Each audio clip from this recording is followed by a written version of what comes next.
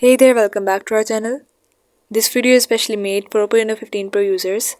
Today I'm going to show you how to fix the green line on screen problem in a very easy and a clear way so your display looks clean and clear again.